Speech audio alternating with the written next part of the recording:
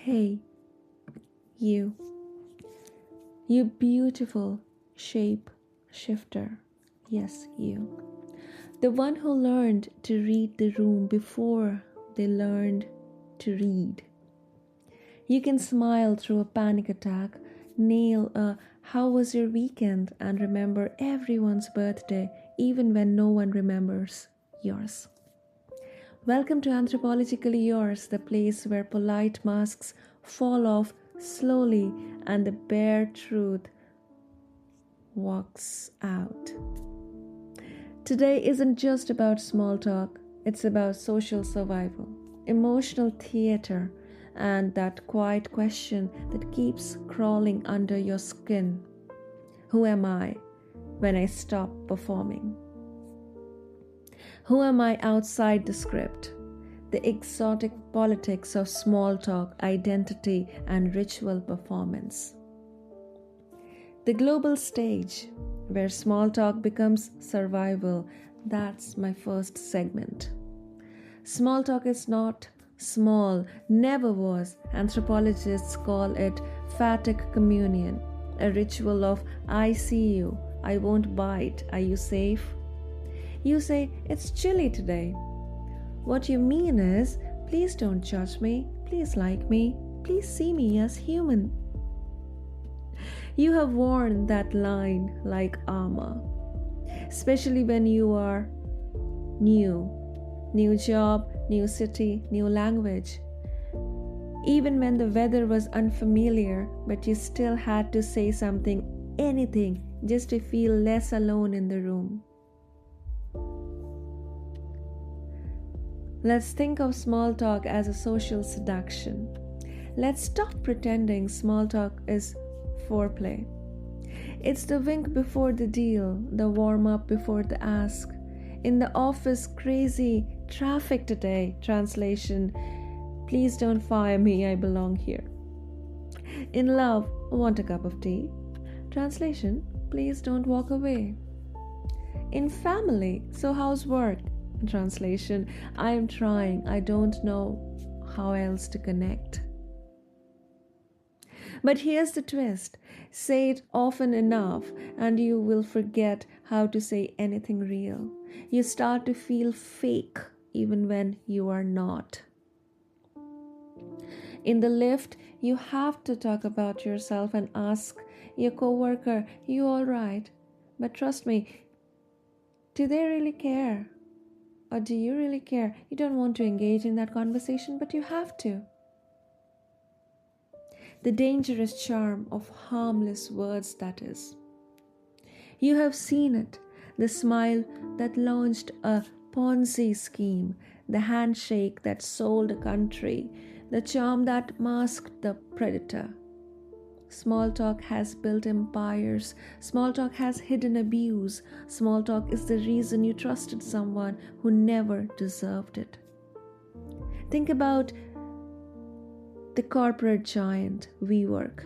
Adam Newman didn't sell desks. He sold a vibe. He smiled, he floated, he spiritualized startups, and billions followed him. I'm talking dollars. Not because of data, but because of performance. Think about Obama's beer summit, a handshake and a photograph, meant to soothe centuries of racial pain, systematic racism. But for many watching, it felt like decorated denial, civility performing a justice. And then there's your personal story. You once lived in a house where everything looked fine. You laughed at dinner, shared Wi-Fi, talked about recipes, but you were grieving inside. And no one noticed because you knew how to play your part. You knew it too well. Let's talk international diplomacy in 30 seconds now. Two world leaders meet. One says, "It's good to see you." The other says, "Let's collaborate." And boom, media explodes. Headlines dissect tone, posture, phrasing.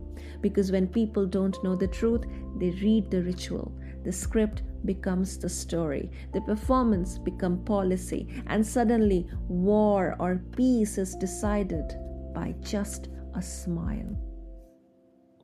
So this brings me to the existential question that we don't ask.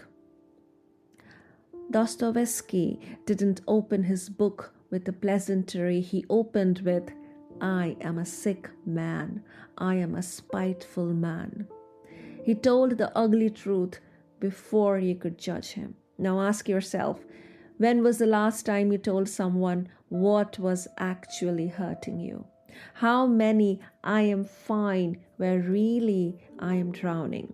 How many apologies have you made just for being real? You are not alone. You have chosen politeness over truth more times than you can count. And you have paid for it with your clarity, your connection, your self-respect. Small talk, big lies, the charismatic perpetrator. Let's get into the dangerous folds of small talk. Small talk isn't just nice, it's strategic, it's survival. It's the mask worn by the most dangerous people you have ever met. The boss who smiled as they gaslit you. That colleague who always asked, "How's the fam?" but threw you under the bus. That lover who said you are special and then vanished. Here's what's hurting. Small talk works because you want it to, because you have been trained to believe a kind voice equals to a kind heart. A smile equals to sincerity. Civility equals to safety. That's what you were trained. But sometimes it's just smoke. The smoke hiding the fire under it. That will burn you if you dare step closer. So the real question, are you complicit? Now for the mirror you have been avoiding. How many predators have you tolerated because they were nice? How many injustices did you excuse because they were charming? They wore charm like perfume. How many polite friendships, empty relationships, lifeless jobs have you endured because truth felt scarier than silence? You are not just a victim of the performance, you have been an investor in it because that was safe, it was comfortable.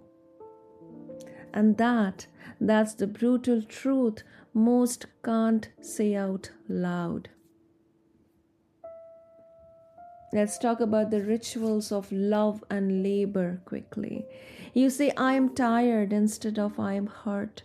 You say "sounds good" when your stomach churns. At work, at home, even in bed, you perform peace. But peace without truth, that's just a prison with good lighting. So who are you outside the script? Irving Goffman said, "All the world's a stage." But after the curtain falls, after the applause fades, who's left? Who are you when no one is watching? What if you spoke without rehearsing? What if you stopped pleasing? Who would leave? Who would stay? And who would finally see you? Small talk can save. Small talk also smother. It can open doors or lock cages. But you weren't born to perform forever. You were born to rupture polite silence, to tell the truth, even if your voice trembles, even if someone walks away, even if someone says you have changed. Maybe you have. Maybe that's the point. This is anthropologically yours, and if you are ready to burn the script, someone's already holding the match for you. So don't hold up. Thanks. See you next time.